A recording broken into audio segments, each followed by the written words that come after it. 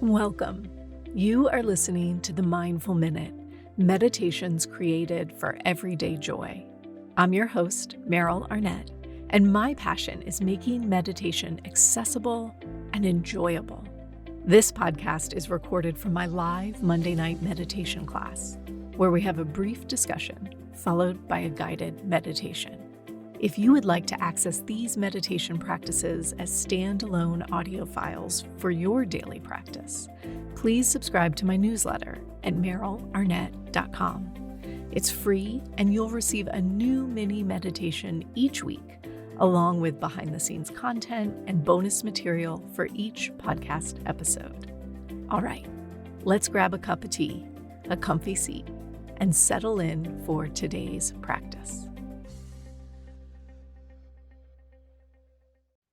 Hi, guys. Welcome to today's episode of the Mindful Minute.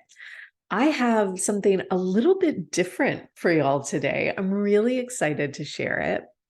I was recently interviewed by Sara Rae Hoaglund for her podcast, Spiritually Inspired. The conversation was really fun. It was really uplifting. And at the end of it, Sara offered to give me the audio as well, so I could share it with you guys. And I thought you guys might think it was fun to hear a little bit about the person behind the microphone, the person who is talking to you about meditation week after week after week. So in this conversation, I am interviewed by Sara Rae, and you get to hear a little bit about my early experiences with meditation, how I came to my definition of what meditation is and how we do it. We talk about how to deepen your practice when you're ready for more than 10 minutes a day. The conversation was a blast. It was fun. Be sure you check out Sara Rae's other interviews on the Spiritually Inspired podcast, and be on the lookout for her interview on the Mindful Minute next month. We're going to talk about manifesting. But for now, listen in. You'll get to hear Sara Rae and me talk. I hope you enjoy it. It was really fun, and I look forward to sharing it with you. Meryl is a Mama International meditation teacher and trainer, and her passion is introducing mindfulness in ways that are both accessible and enjoyable to all of us. She is host of the Mindful Minute podcast. She is here to help us learn a little bit more about what it means to go beyond the 10 minutes a day in your meditation practice and to go a little bit deeper. Because as you all know, I've been talking about meditation a lot the last couple of weeks because I've been in the middle of launching my member benefits where we are sharing 10-minute weekly guided meditations. And that's been my whole thing for this whole launch, talking about 10 minutes a day is all you need to get started to cultivate a really powerful, life-changing practice of meditation. And today I have someone else here to not only back me up on this claim, but to tell us what it takes and what it means to go beyond that 10 minutes a day. So, Meryl, welcome. Thank you for being here. Sara Rae, I'm so happy to chat with you today. And I love that you're putting 10 minutes a day out into the world. That is amazing. Yeah, I try because honestly, that's what I need. Same. I am my own worst offender. Like I, for the longest time, was just telling people what to do, and I realized I wasn't really doing it. So Mm. now I really want 2023 to be the year that all modern mystics cultivate a 10-minute daily meditation practice, because I know, and as I'm sure we'll talk about that, this ball will get rolling really quickly, and really quickly you'll go beyond the 10 minutes and you'll just reap all the benefits. So yeah, let's go ahead and actually start at the very basics, because that's just how I like to start all of my interviews with the beautiful experts that I have on the show all the time. So how do you define meditation, Meryl? Hmm. I define meditation as a committed practice of being present without judgment and with compassion. Those are the three components that I think make up a practice. And the committed piece is what I try to highlight the most, because we can be present, non-judgmental, and compassionate all the time, right? Hopefully Right. we build the skills to do that. But it's the committed, I'm going to stop, I'm going to sit down, I'm going to say that this is my time to meditate. And then I'm going to invoke these three qualities. Yes. Yeah, I love that because we need that a lot. How Yeah. did you kind of come to this definition? How did you come to this realization? Yeah, that's a great question, actually. I sort of started this path through yoga. I became a yoga teacher. As a lot of people do. Right, of course. And, somewhere along the way of becoming a yoga teacher, I think we all sort of hear like the whole point of yoga is to prep you for a meditation practice. And Mhm. I don't know about anybody else, but my experience was I didn't learn how to meditate in my yoga training. Oh, So really? now I'm out in the world and I'm a yoga teacher and people are like, "I wanna meditate." And I'm like, "Well, I don't meditate. Like, how am I supposed to teach you how to meditate? I didn't learn how, and I that's not a practice that I have. So let me figure it out." So I sort of set out to figure it out, and I signed up for a meditation training. It was like a 5-day situation. I sat for 8 hours a day for 5 days. And I left that training with no idea how to meditate or how to teach him. I it was in one ear and out the other. And all I did in those 5 days was think about how I couldn't do it.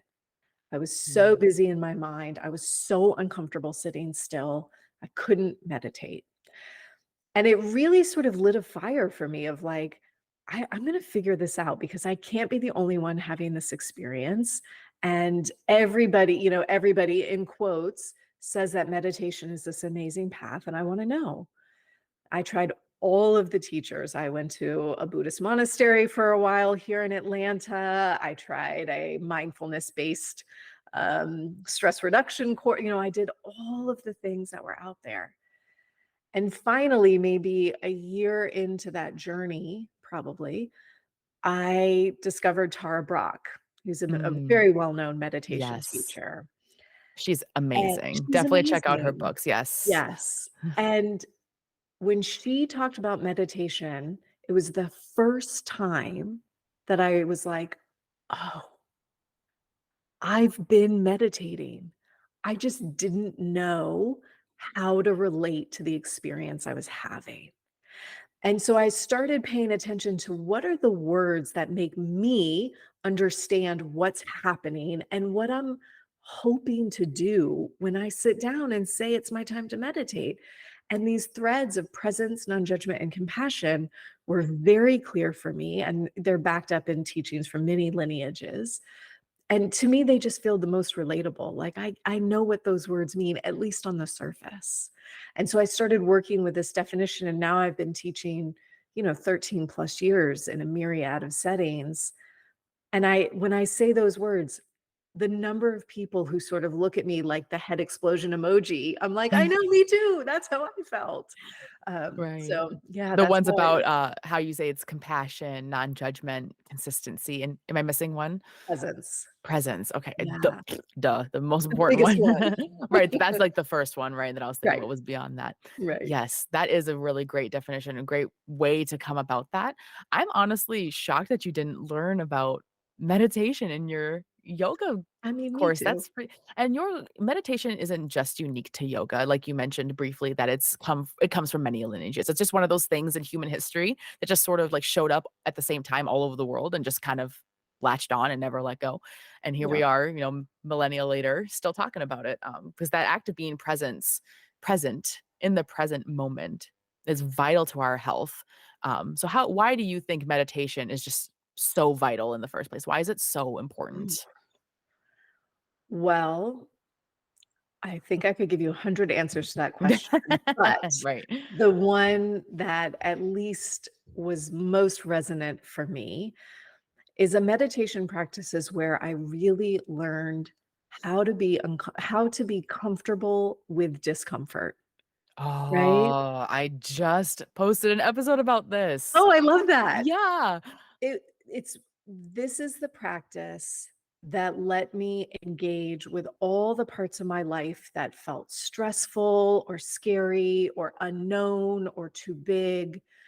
All the parts of my life that felt very reactionary and I didn't even know why I was acting that way. And I started to build this tolerance to stay with that, to pay attention to it, to look at it. And as that tolerance grew, like, I think very obviously some of the effects you see are you don't get as stressed or as anxious. Your levels of fear reduce, right? You're able to work through some of the bigger issues. But I also noticed my creativity exponentially expanded. I got a lot bolder in like my creative output in the Mm. world. And I was able to really enjoy, not just enjoy, that's such a simple word. I was able to really savor all of these moments in my life that previously would have gone completely unnoticed. 'Cause I Yes. could be there for them, and I could catch myself when I was with my kids and also planning the next day, or I was outside and thinking about what I had to do next, right? Mhm. Yeah, that's so true. I love how you put that savor instead of just enjoy, because that's kinda lumped in there, right?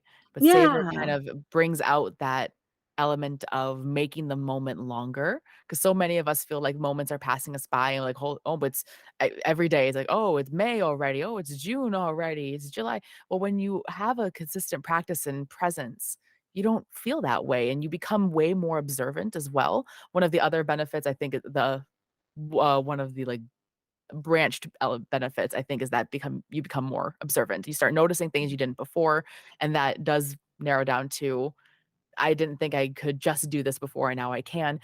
You talked about being uncomfortable, learning Mm. how to sit in that uncomfortableness.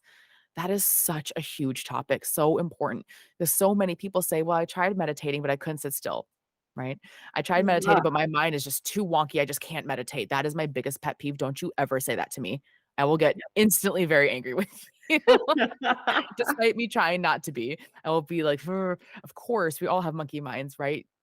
That is the point. You're supposed to be uncomfortable, because without being uncomfortable, you're never gonna grow, right?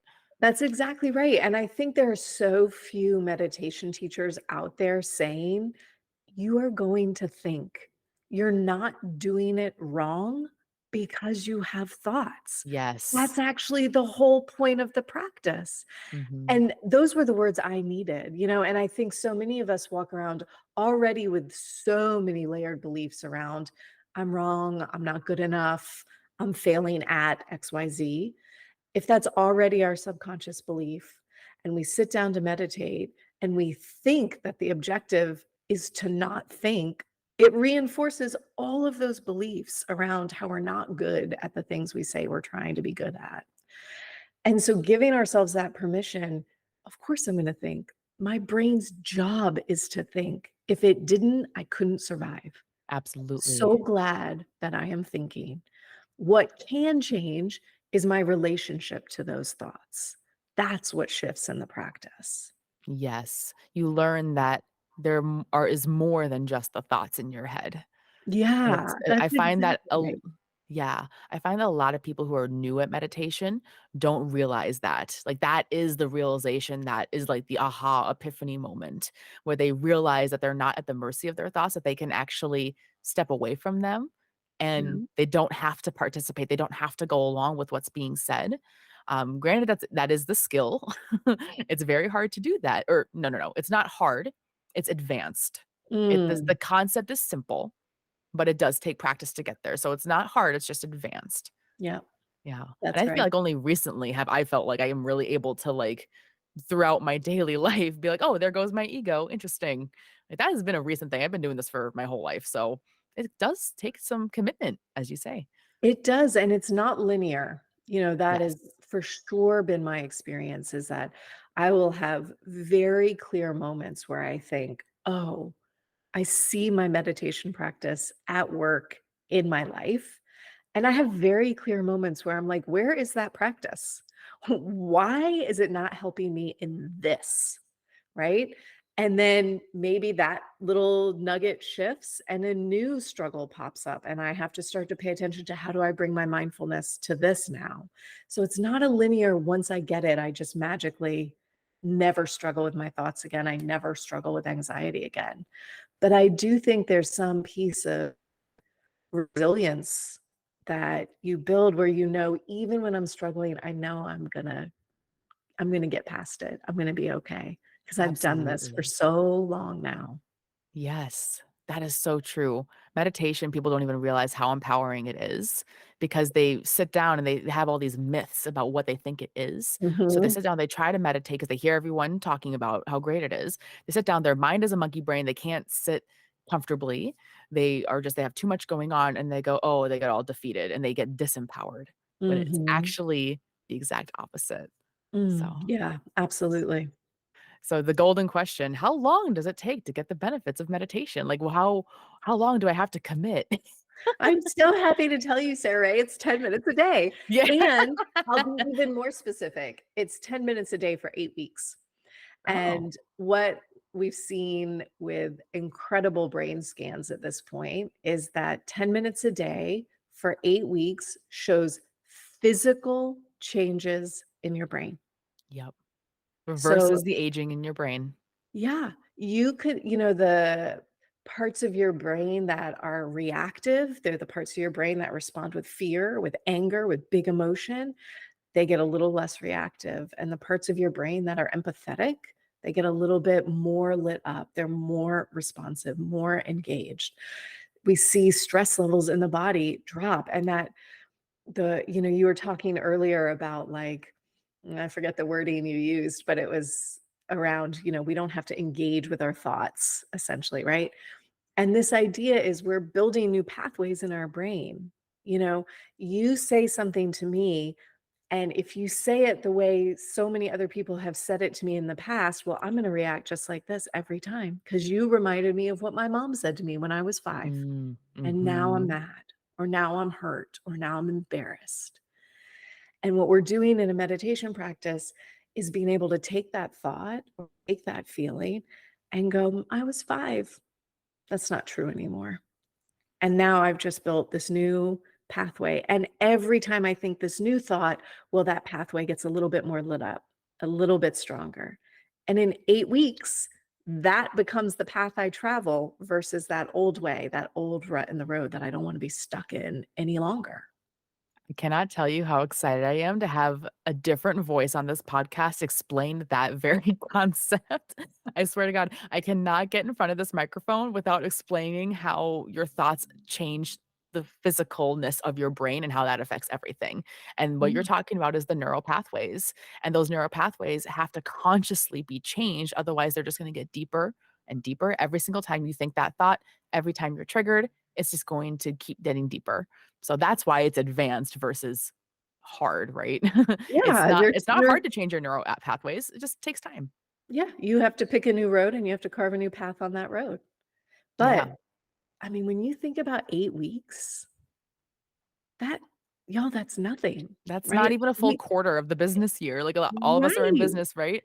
I mean, you can put 2 months of calendar up on your wall and cross those boxes off 10 minutes a day, and you know your brain is different. That's unreal. Yeah, yeah, it's very mystical, if you It will, very is. magical or, spiritual even.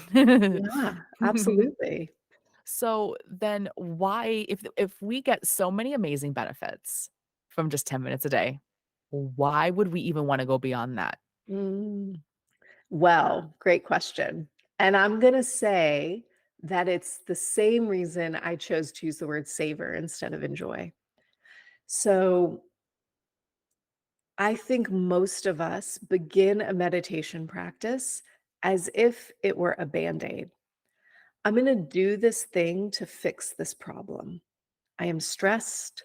I am scared. I am overwhelmed. I'm confused. Whatever your version of a problem is, I'm going to use this as a Band-Aid to fix it. And I don't totally believe in it yet. So I'm not going to give it I'll give it 10 minutes. Okay, I'll try it. And I don't know about your experience. I probably did 10 minutes on and off for 5 years Yeah, before I got serious about a sounds meditation about practice, right. right? Started, stopped, kinda helped, kinda didn't. I Had some wasn't really good totally sure. times, really bad times, Right, yeah. exactly. Mm. And then I sort of realized, as it was getting more consistent, that every time that bell rang, every time that 10-minute timer went off, I had just started to feel like I was getting quiet, like I Mm, was reaping a benefit of some kind. And I thought, well, I wonder if I just stay like one more minute, what would happen? And this is how I sort of expanded my practice out was truly 1 minute at a time. And I noticed that when I got really consistent with 20 minutes a day, my practice went from being a band-aid to being a lifestyle. mm, And it went from something that was like, I have to do this to fix myself. And it became the most luxurious part of my day, the thing I completely look forward to, and the thing that woke me up to extraordinary experiences in my own life, right? I'm a mom of 2, I have 2 little kids. I work, I teach a ton of corporate meditation, I teach private clients, I have a podcast, all the things. And I'm busy and I'm stressed and, we've lived through a pandemic and all of the things that we're all experiencing. And to be able to be in all that's happening, and my kids say, "Mom, there's a bird at the bird feeder." And not be like, "Oh, okay, great, honey," but be like, "Oh my god, there's a bird at our window. That's amazing." And maybe that sounds so silly. no, it sounds Yeah, like wow. exactly what I do. It's amazing, like, Oh, heart-opening, yeah. smile, teary-eyed, amazing, and that wasn't the way I was acting towards my life with 10 minutes a day.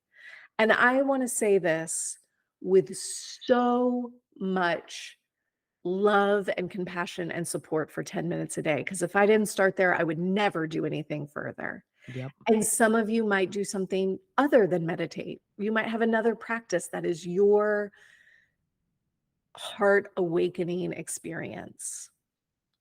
But for me, shifting from the Band-Aid to the lifestyle of meditation was the awakened heart moment. It was what enriched my life. Wow. That's a beautiful way of putting it too. It's like we all need the Band-Aid, right? At Yeah. some point, it stops it fixes the immediate problem, right? It's the quick fix solution that we need to find stability and to go deeper, to put on the medicine or whatever metaphor you wanna keep going with. I love Mhm. the way you described that, though. It's exactly right. And it gets easier with time, for It sure. gets easier with time, and I you're so right about needing both, and I wanna name as we're recording this, I'm in Atlanta, and yesterday there was a mass shooting in Atlanta. Yeah, It was so scary, yeah. and today I had a day full of corporate meditation classes with businesses based in Atlanta, and I had these classes planned out weeks in advance, I know what I'm gonna teach, and I thought, "I cannot go in there and teach anything other than SOS practices. My nervous system is out of control. What do I need to calm myself down?" We needed Band-Aid practices today. We didn't need some 20-minute heart awakening, expansive thing today. So it's not one or the other, it's absolutely both. That's such an important point. Having that intuitive element in your presence practice is what makes it go beyond that 10 minutes. Because we all do guided meditations, right? And I'm sure this is true with your yoga practice too, where sometimes you follow a video and you're perfectly happy with that. You follow a guided meditation and it's exactly what you need. Other times you just go freestyle Yeah, or you have a different type or whatever. There's so many different ways to meditate, so many different presence practices. And listening to that tapping in will help you get to that deeper connection sooner too. Because you'll be not only more interested in it because it's more what you need, but you're not ignoring. It takes it beyond that band-aid element where it doesn't feel as much as a quick fix. that's At right. least not to me. Yeah. Yeah. Yeah. Mm. That's beautiful. You have the most lovely energy. I just want to like bask in it all day Thank long. You're very you. warm. Oh, such a Uh, nice thing to say. yeah, Thank I'm sure you. I'm not the first person who's told you that, being around all those yogis. I have to say, I know this isn't the topic of our conversation today, but corporate meditation seminars, That is like, whoa, that's so exciting. I come from a corporate background, as I know you do too. Yeah, we could have used that when I was in corporate 10 years ago. I have to tell you, it is unreal. This has completely emerged out of the pandemic, completely. Wow. And I will say pre-pandemic, I did a ton of lunch and learn style. Come in one time, do a 45-minute little something, thank you, and goodbye. And now, since I guess probably, 2020, nobody did anything. Like mid 2021, I started all of these corporate clients were like, we need once a month, we need once a week. And I zoom in, I'm not there in person, and we do a 20-minute in and out, middle of your workday. Let's get ourselves regulated before we move on. And it is the coolest thing to I connect love with that. all of these people. And, some people are like, sometimes it's doctor's offices and there's like people walking around and phones ringing. And to know that they're stopping for 20 minutes to take a breath is amazing. I love that so much. Oh, that's a It's very cool. important job right now. That is helping with the ascension of the planet for sure. I hope so. Mm, It absolutely is, and you yeah. know that. You don't Yeah. need me telling you Yeah. that. Really cool. Awesome. Meryl, this has been so beautiful.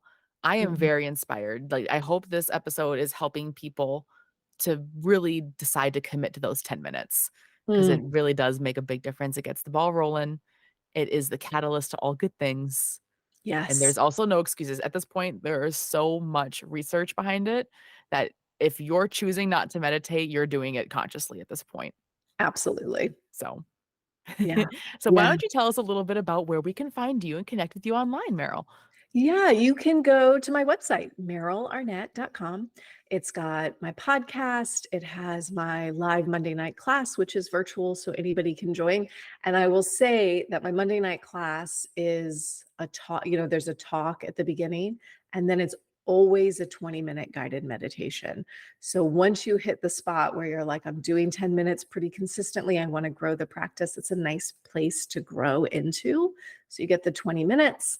I've got a meditation teacher training coming up in August. So that'll be Ooh, something for those of you that are really in your practice and want to start doing yeah. corporates or something like that, because we need more meditation I would teachers. definitely would be interested in that. That'd be awesome. We should talk. Yeah. Yes. It's really fun. I do it once a year and it's truly one of the highlights of my year. It's so enjoyable. So merylarnett.com, all the good stuff. Yes, Yeah. and the Mindful Minute podcast. The Mindful Minute podcast. Yes. Yeah. All you need is a minute, right? A 1 minute All tack you need is, on, although I boom. have to tell you, so when I started that podcast is 7 years old. I've been doing it a Wow. long time. I'm like an Wow. OG podcaster. And when I started, they were all 1 to 3 minute meditations. And now they're full recordings of my Monday night class. So it's legit a 20-minute meditation. The name is a misnomer at this point. I'm sorry. But you get a lot of good practice in there. Is the talk included with that too? So it's like the talk and then the meditation Yep. as your oh, Yeah. cool. Yeah. So it's Yay. like a little mini meditation class wherever you are. Yes, we need that. Thank you so much for sharing your expertise with us and for inspiring us and sharing your beautiful energy with us. Sarah Rae, this was so fun to connect. Thanks for having me on. Absolutely.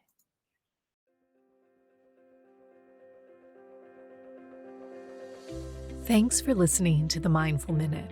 If you enjoyed today's episode, please consider sharing it with a friend or leaving me a review wherever you get your podcasts. This helps others to find the show, and let's face it, we could definitely use more meditators in this world.